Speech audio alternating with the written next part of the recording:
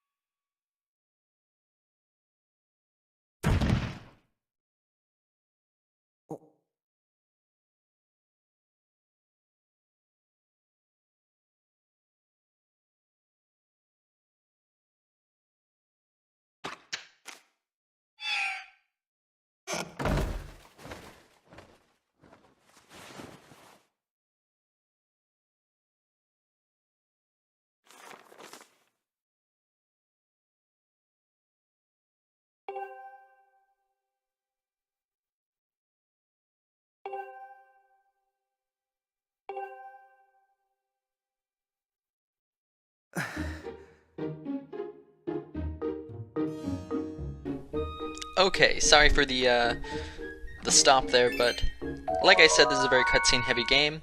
So we need to talk about a few things. But first off, when you regain control, go ahead and go up to Link's dresser and open it for 5 rupees. So, like I've been saying, this is a cutscene heavy game. Because of this, I will not be talking over any of the cutscenes, basically to reduce the amount of time that I need to spend narrating these videos, but also to reduce the amount of time that you need to be watching the video, because videos are going to be long in this walkthrough. There will be a little annotation that says skip for every cutscene. You may have noticed it on the first one, and if you clicked it, you would have gone right back to where I started narrating. I'm doing this for your guys', like, if you've already played the game, or if you don't really care about the story that much, you just care about, you know, how do I get this rupee, how do I get this piece of heart, how do I get through this puzzle or beat this enemy. That's what I care about you guys seeing. So I'm going to keep the cutscenes in there for story reasons, but feel free to press skip if you don't care about the story, and I will be narrating gameplay only for this walkthrough. So, like I said, when you regain control of Link, go over to his dresser, open it for 5 rupees. So there's a couple new things from the Zelda series in this game. First off, it's completely motion controlled, which a lot of people don't like. I actually really like it. So when you go out of your door, you want to head straight to the left, and you'll see a kid struggling to pick up a barrel. His name is Fledge. Offer to help him and carry the barrel all the way into the kitchen to the old granny. You'll notice there's a green meter there. This is your stamina meter. You cannot use all of your stamina up, or you'll drop a barrel or drop whatever you're carrying. If you're carrying something heavy, or if you're running, you hold A to run in this game. So anyways, if you help Fledge out, he'll give you 20 rupees. So there's 25 rupees right off the bat, right in the start of the game. So then you want to head out the front door. You'll notice if you did watch the cutscene that Zelda is looking for us. Yeah, so Zelda's here right away. It's not royal or anything. Actually, in the timeline, this game falls at the very beginning of the timeline. So if you're interested in the story for that reason, go ahead and watch the cutscenes. But again, I won't be talking over them. I won't really be commenting on them that much. I will give you my opinions of the game as we go. There are some parts that do bug me. I know it's not everyone's favorite game, but it is actually one of my favorite games. I think Nintendo did a really good job with this, and I see what they were going for. And I'll talk about more of that when we get into it. But let's talk about some gameplay things here that are different in this game than pretty much the rest of the 3D Zeldas. First off is the dashing, which I already mentioned a little bit. Here's a little tutorial on it. I'm keeping this in, I'm not considering this a cutscene, and I'm going through the tutorial just in case, because it does take a little bit to get used to the cutscenes in this game. Or not the cutscenes, sorry. The motion controls and the controls of this game. It's a little bit different. It's obviously Wiimote. The auto jump is the same, where you run to the edge and you jump across. One thing you'll notice is that this, I believe this is Instructor Horwell here.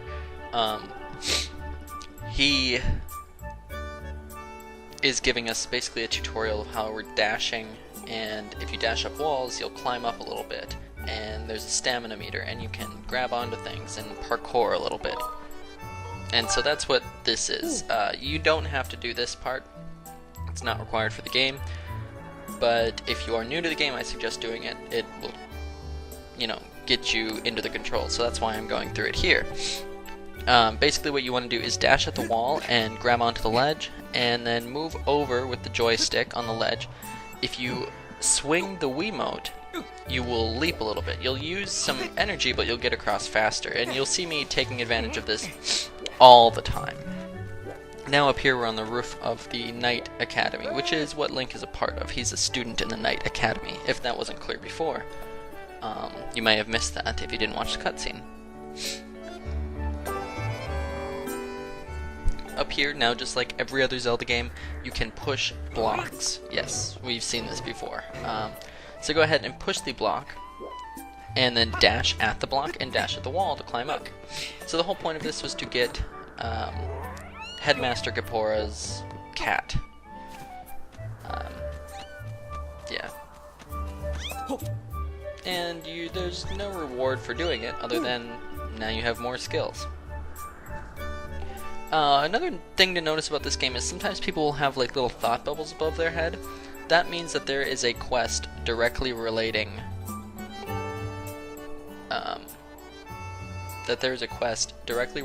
to that character if you talk to him. So it will either initiate a quest, or it will give you some information about a side quest or main story.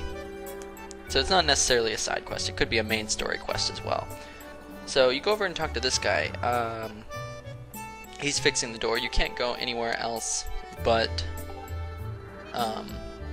the Knight Academy and the big goddess statue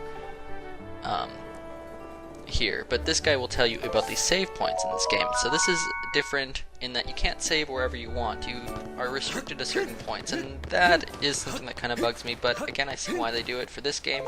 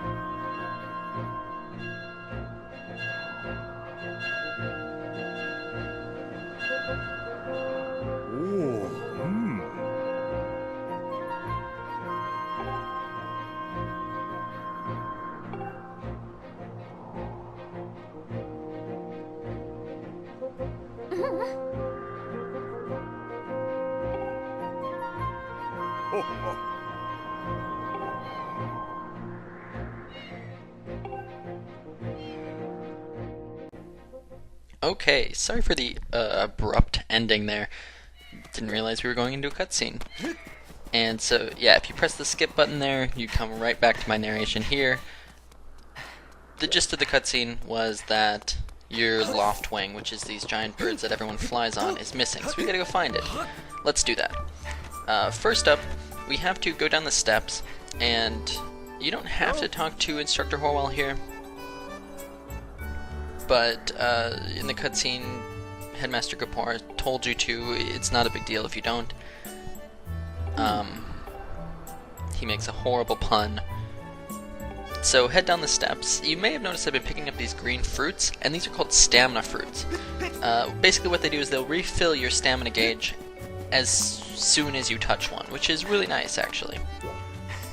So keep that in mind. You can basically be running along, and if you know where the stamina fruits are, you can get to the brink of running out of energy, hit a stamina fruit, and keep going. This is a little bit of speedrun tactics for you.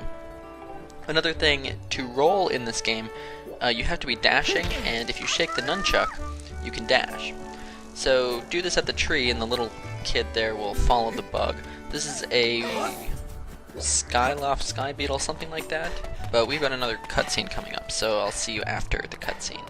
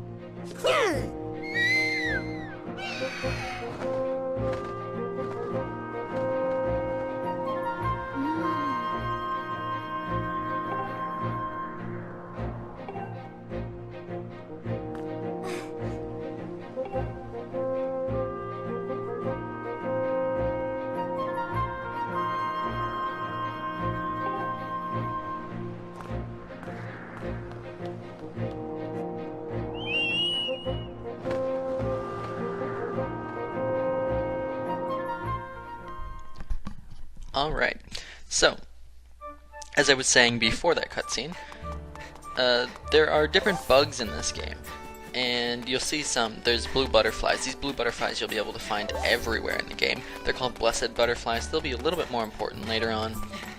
But with the bugs, their main function, you can either sell them to get more rupees if you catch them, or you can use them to upgrade your potions, which I'll talk about later when we get into potions. Anyways, after the cutscene, which introduced the character Groose, we'll see more of him, a lot more of him later in the game. Head back up to the Knight Academy and talk to Fledge and Pippin. I think his name is Pippin. Pip? One of those two. They have the little thought bubble above them, and that indicates that they're part of a quest. In this case, it's actually a main story quest. So, go ahead and talk to them, and Fledge will say, hey, I saw that they took your Skyloft. Or not your Skyloft, the name of the place, your loft wing. So, and he's marked the cave where we need to go on your map. You can open your map at any time by pressing the minus button, and you can zoom in, look at your map. Later on we'll be able to place beacons. It's pretty nice. So, or sorry, not the minus button, the plus button. So, we need something to defend ourselves with though. So head into the sparring hall.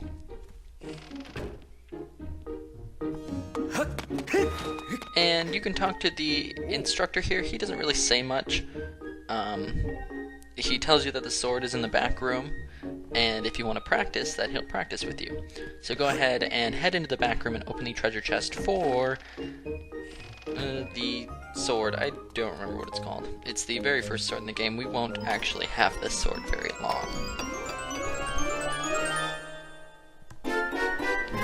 The practice sword. Yeah, it's not very strong, it's the weakest sword in the game, and we're not going to have it for very long. So go ahead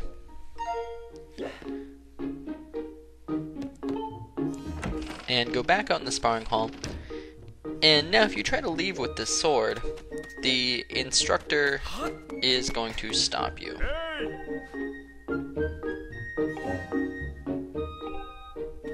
So you have to explain the fact that Groose took your loftwing, or well, somebody took your loftwing, but you suspect it's Groose. And you need to defend yourself to go into the cave. Actually, you need the sword to get into the cave. So he will let you practice with the sword, which I'm going to do for the instruction of telling you guys how to get the motion controls working, because I think that's one of the biggest pet peeves of people is the motion controls, and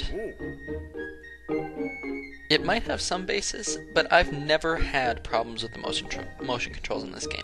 There are a few instances where you might see that I've had problems, but so he tells you how to swing the Wiimote.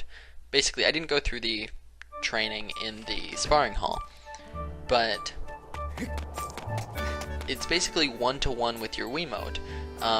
You can slice 8 different ways, depending on where you slice, but you don't need to make big, exaggerated slices in real life. Also, there is what's known as a gossip stone here, or a Sheikah stone, I suppose. He will give you hints throughout the game if you're stuck on something. But since you're using a walkthrough, don't worry. You won't ever need to worry about the Sheikah stone, so just forget about it. Back to the motion controls though. To unsheath your sword, you just kind of wiggle the Wiimote. You can do really short strikes in the direction that you want to go, and Link will follow you perfectly. Also, don't be too close to the TV, and obviously don't be too far away from the TV. That helps too. Distance is key. I think the standard distance that you see in commercials or on TV when families are at the TV, that's pretty basic for the length that you need to be, for the distance you need to be away from your TV. Obviously don't be really close up and don't be really far away. You also don't have to stand up. I never have played this game standing up, so you don't need to make big exaggerated swings for these swings to work. Anyways, head around the path that I just did in the video around Skyloft, and you'll come to the cave that was marked with the X. Now you can cut down all of the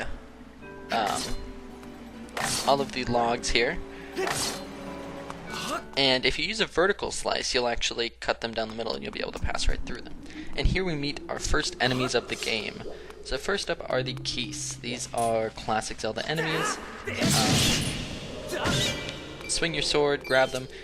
They'll drop green rupees, sometimes blue rupees, but most importantly, they'll drop a certain treasure. And it's pretty random. There are also these other enemies called the choo-choos. But as you're going, you'll see a little ledge that you can jump off on your right, jump off, and open the chest for 20 rupees. But going back to these treasures, so the choo-choos will also drop special treasures called jelly blobs. And the keys will sometimes drop treasures called monster claws. You definitely want to pick these up. They're used to upgrade your items throughout the game. To upgrade all your items, you need 8 jelly blobs and 18 monster claws. Most of this, I will be collecting them off screen. This cave, remember it for later, is actually a great place to grind for these items. Also, notice that to my left I climbed up some vines and opened another chest for 20 rupees. So we're making some dough pretty early in this game, which is good. Keep heading down the path then, killing every enemy you come by. And I was hoping to get more monster claws or jelly blobs. I actually didn't get any jelly blobs in this cave, and I got 1 monster claw. As you can see, there are a lot of different treasures, and there's room for bugs and another class of items that are like key items for side quests. I'll be going over all of these as we go through the game. So the bugs aren't too important right now.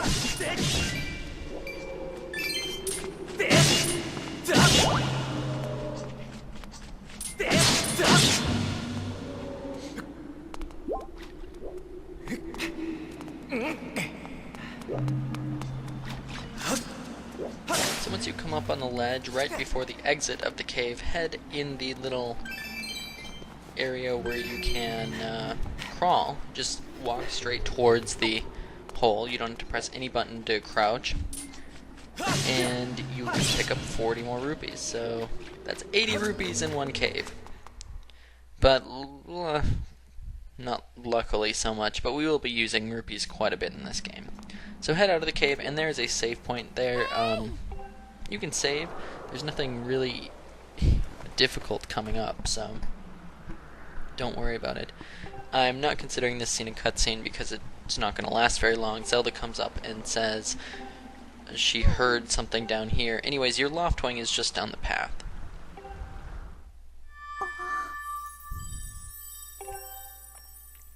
Also, this is probably an important scene for something that happens later in the plot, where Zelda hears voices. Yeah, she's kind of crazy. I would probably stay away from her, Link, but whatever.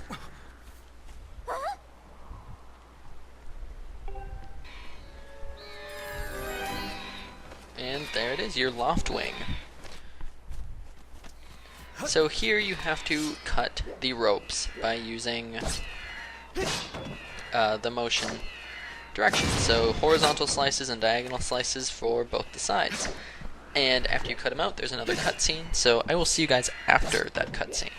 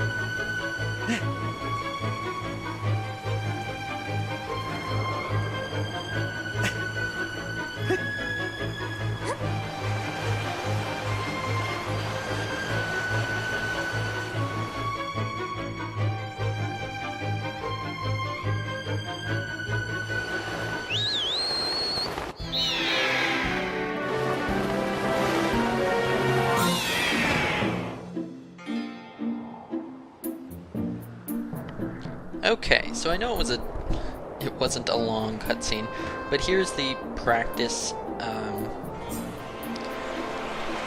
Here's the practice mode for flying on your loft wing, which you'll be doing quite a bit throughout this game. And this is another gripe people had with the game. I don't know. I don't think there's actually that much basis in this gripe.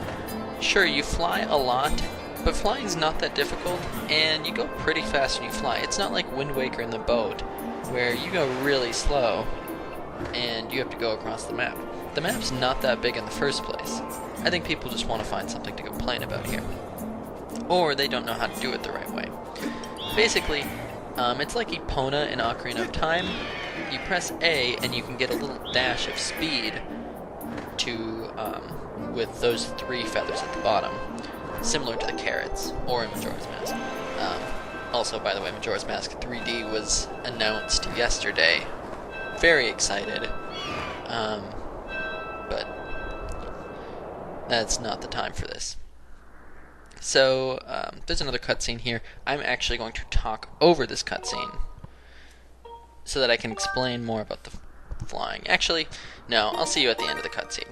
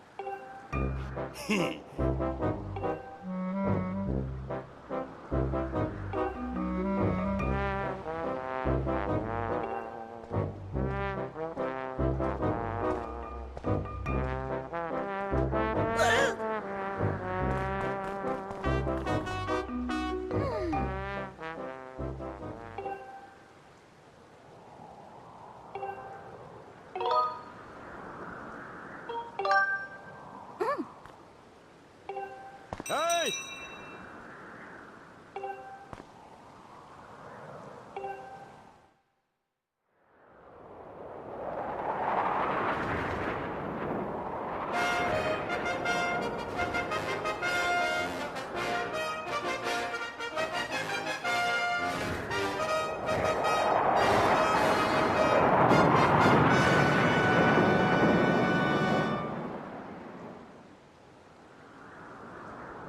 Hey!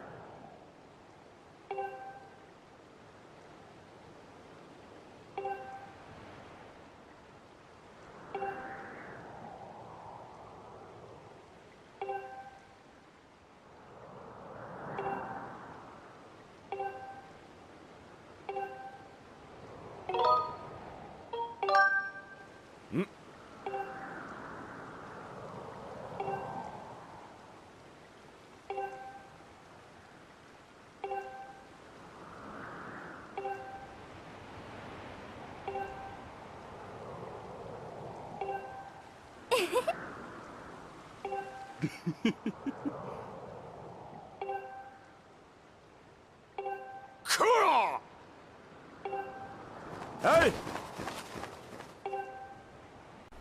Okay guys, so here it is, the big race with Groose.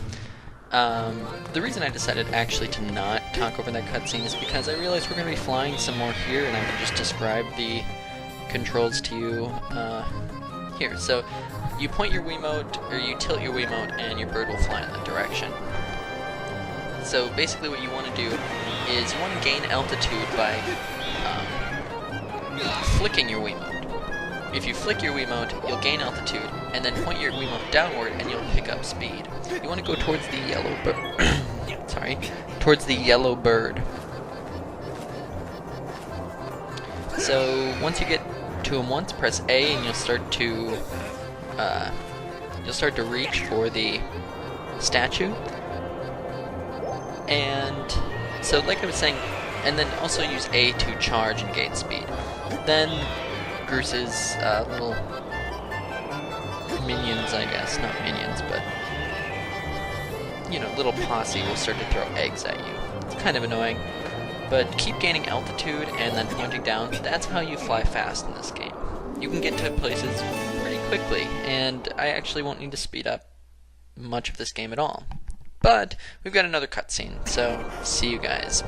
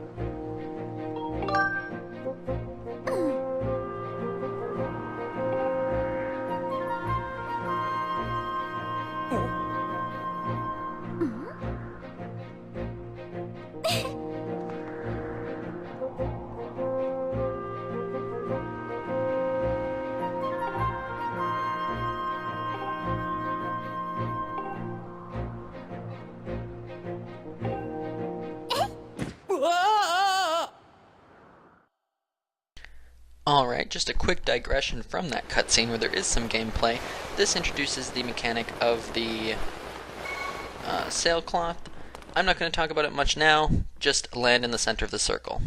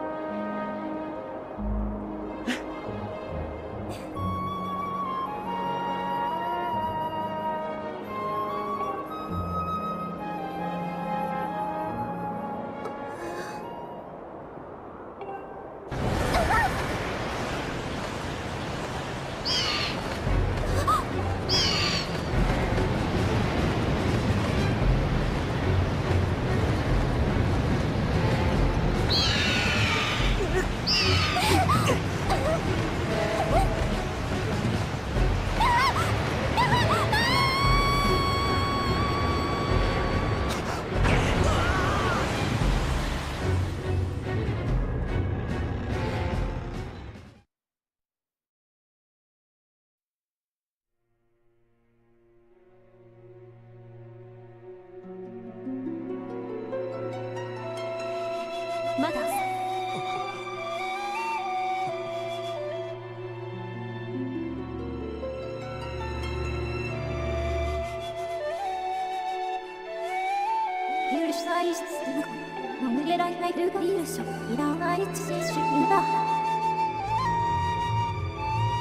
まだ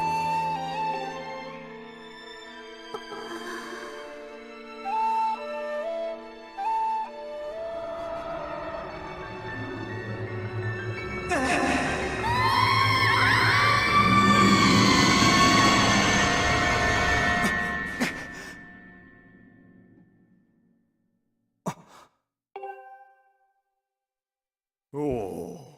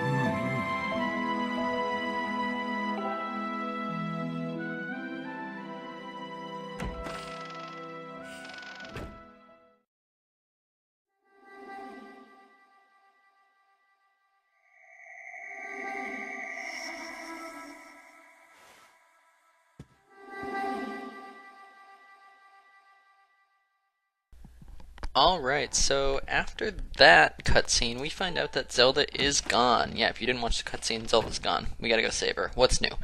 Okay, so now there's this mysterious blue figure that we want to follow. So head out of Link's room and then head to your right up the stairs. Keep following the blue figure out the top door here. So like I was saying about the sailcloth earlier, if you're ever falling from a high height, you can just press B to use the sailcloth to break your fall. Yeah, it's kind of a cheat, but it's actually useful in multiple situations of the game, and I think they implement it pretty well, so we'll see it later in the game.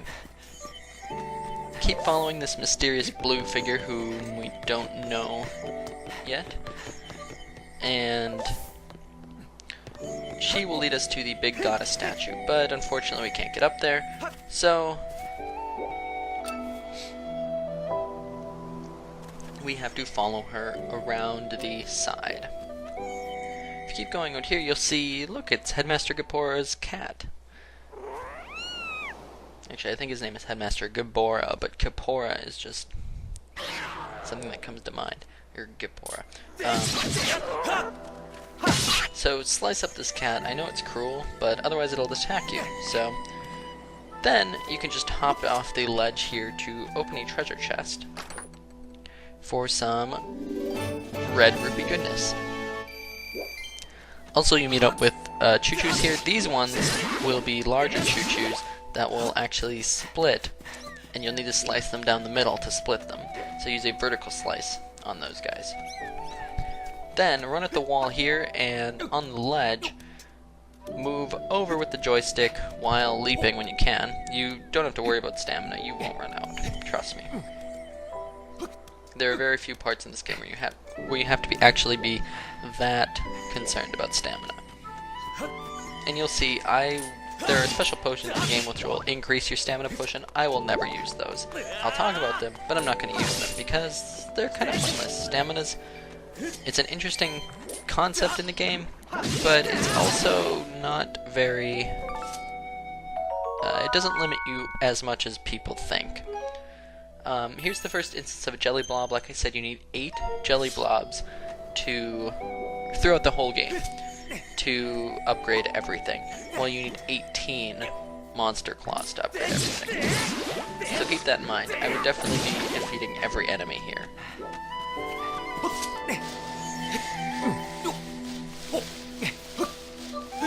So head up this platform and then climb up the vines and follow this mysterious creature who we will soon see in a cutscene as we head into the door.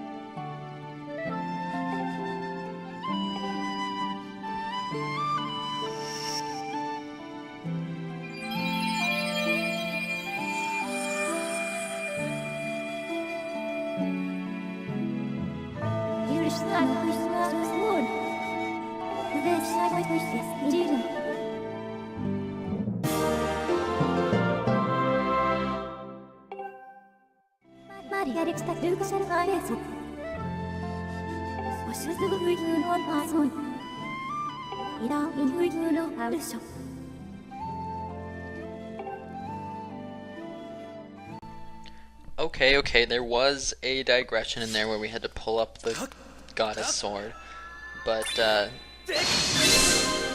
no, I wasn't gonna narrate over that. So if you watched the cutscene, yeah, we got the goddess sword. If you didn't watch it, we got the goddess sword. This sword has a new feature that if you hold it straight up, you will charge it and then you can let out a beam. This is called a Skyward strike. You'll have to do this multiple times throughout the game. So put in the tablet that you just got from who we now know is Phi. I'm going to call her Phi. I'm going to stick to that name and I'm going to call her Phi. This is a short cutscene that I'm just going to comment that I'm going to narrate over. And yeah, so this episode has been very cutscene heavy, and you'll notice that it's pretty long. It's like an hour or so long. The reason is because this is the beginning of the game. They have to get the story settled. The rest of the game won't be that bad, so please stick with me. I still haven't decided whether or not I'm going to do one episode chapters or split them up like I have been doing, like I did for Wind Waker, into like 20 or 30 minute parts. The chapters will contain less material though. The game is actually pretty dense, and you'll see what I'm talking about in the next chapter. So we won't be covering nearly as much in each chapter, but we will be doing a lot, if that makes any sense. You'll see what I mean in the next chapter. And I still haven't decided. I think I'm just going to go with one episode chapters for that reason. So, like I said, I'm not, you can, oh, also on these multi-dialogue choices, it doesn't matter what you pick. It's basically a but thou must situation. So what you might have noticed is that in this cutscene we opened up an area beneath the clouds. And since we did Loftwing practice earlier, we were able to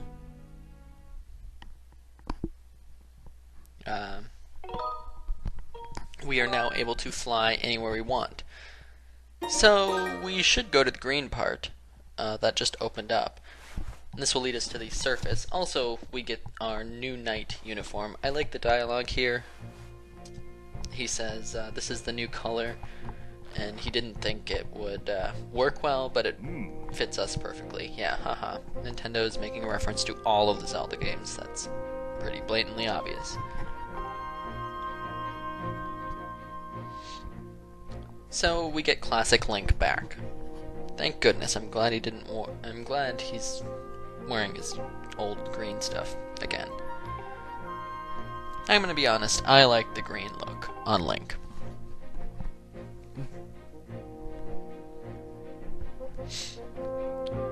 So, anyways, now that you regain control, you can head out the door, and Fledge will be waiting for us. Yeah, he corners us.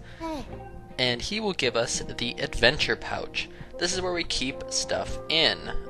Stuff like bottles, shields. Yes, I said that, shields. Multiple shields.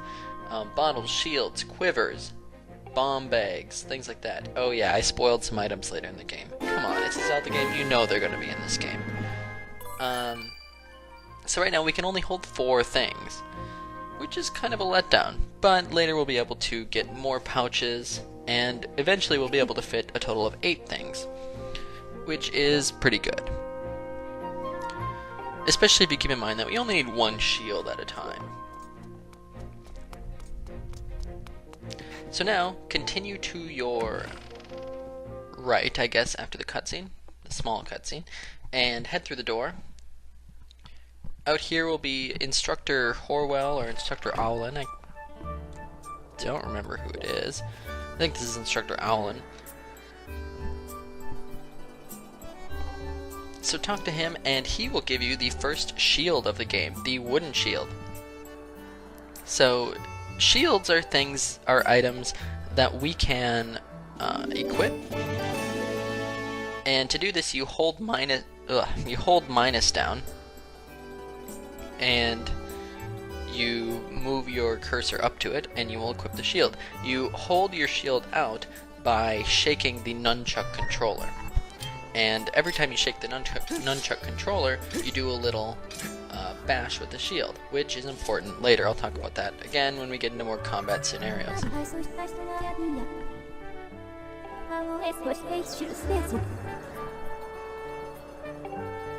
So, Fi is telling us that we should go to the market and buy some potions and shields. Well, we have a shield, and we could upgrade the shield, but we don't have the necessary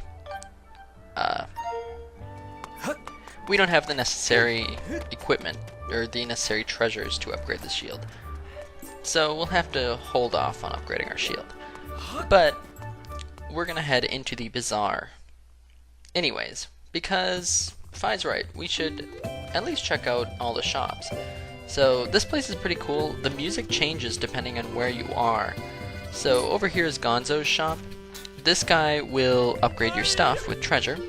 There's a fortune teller who, the first time I played this, I thought was a woman, but notice the mustache. It's a man.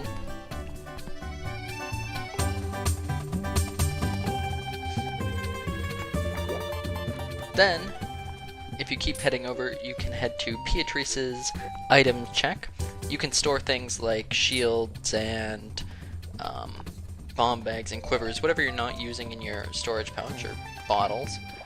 And then head over to the potion shop here. She has a little thought bubble above her head, so definitely talk to her. She will give you your first bottle.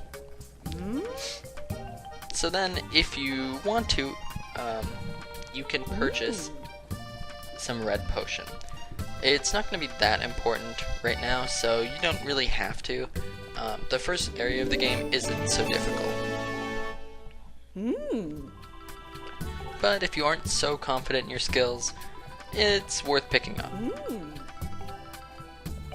So to purchase a potion, you just walk right over to the potion, and you then you press A. So as you can see, the potion bottle is in the adventure pouch with my shield. And you use potions seamlessly. There isn't a cutscene that you stop to drink the potion with. No, you're running around, and while you're running, you drink the potion. And everything's still going on, which is pretty cool. So now we're going to start flying. So head to one of the wooden decks and hop off and press the down button on the Wiimote to call your Loftwing. So you might think it's time to go to the green area. I mean, what else could we possibly do? Well, we're actually going to go to this smaller island, which has they sell pumpkin soup, but it's like the bar of the game, kind of like the milk bar in Majora's Mask. It's called the Lumpy Pumpkin. And there will be multiple quests here, but there's actually one side quest we can already do, or we can already start, which leads to a couple of things. cutscenes. It actually leads to 2 pieces of heart, one of which we can get right now. So jump off your loft wing by pressing the down button again, and you can remember, like I said earlier, you can use the sailcloth to break your fall, which is really nice. That's why they have the sailcloth. They don't want you dying because you're jumping off your loft wing. So yeah, this little scene here shows us that there's a piece of heart on the chandelier up there. How can we get that? Maybe if we ask the owner? I don't think so. He probably really likes that chandelier. So head upstairs, and you'll see a sign that says no roughhousing. So what are we going to do? Well, we're going to roughhouse. Roll into the wall a couple times, and the chandelier will fall down. Obviously, this makes the owner pretty mad. So he's going to want us to do some quests for him. Yeah, you can just see the shock on his face. I love that line. Why would you do that? It's pretty hilarious. So now hop down and pick up piece of heart number 1. Yeah, we're collecting pieces of hearts already.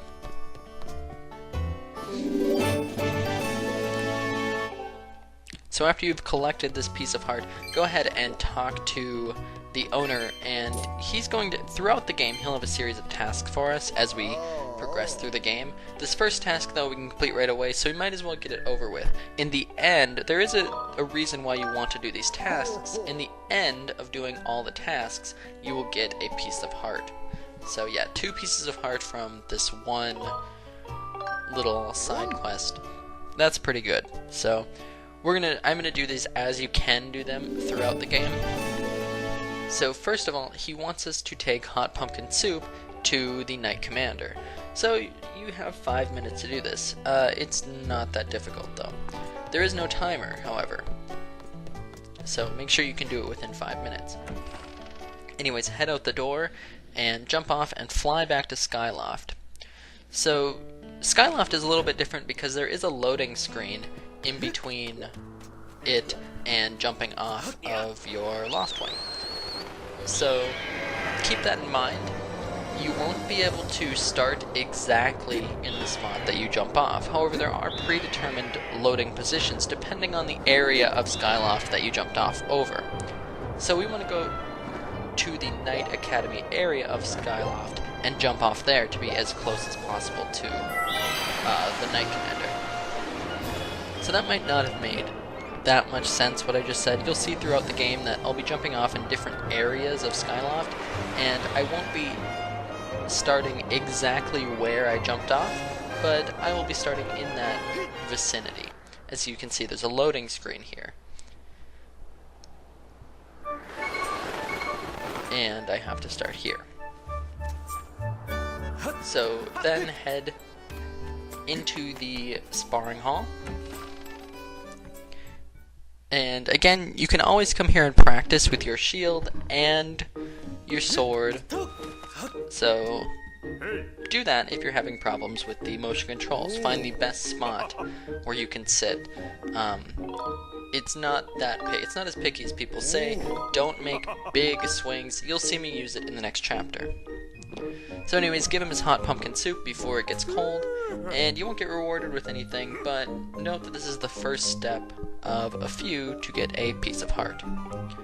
Well, now we're ready to head down to the surface, but that is it for this chapter. So, fly on your loft wing. Fi will come up and tell you about going down to the surface, and once you've done that, fly over the little area, press down, and head to the new area called Pharaon, which is where Chapter 2 will take place. So I will see you guys then. Also, yeah, if the number of cutscenes and the length of this video discouraged you, don't worry, I will be doing the skip thing throughout the game for all the cutscenes. And not only that, but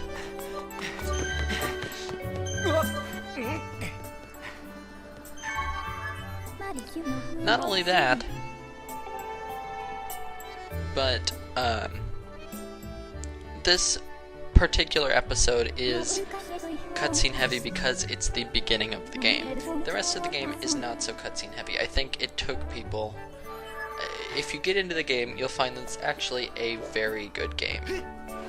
And it's well put together, and I think Nintendo did a really good job on it. So, join me next time. I'll give you some more thoughts on my game, and I will tell you how to get some more pieces of heart and get through some of the puzzles, because there are a lot of them coming up. See you guys then.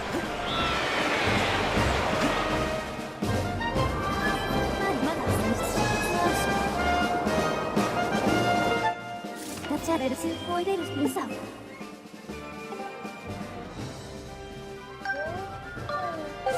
This is 3.6